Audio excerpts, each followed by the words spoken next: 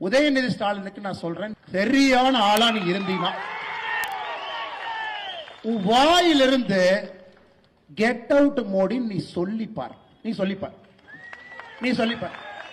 இல்ல எங்க அப்பா முதலமைச்சர், எங்க தாத்தா 5 முறை முதலமைச்சர், நீ சொல்லி பாடுறா பார்க்கலாம். நீ சொல்லிப்பார்.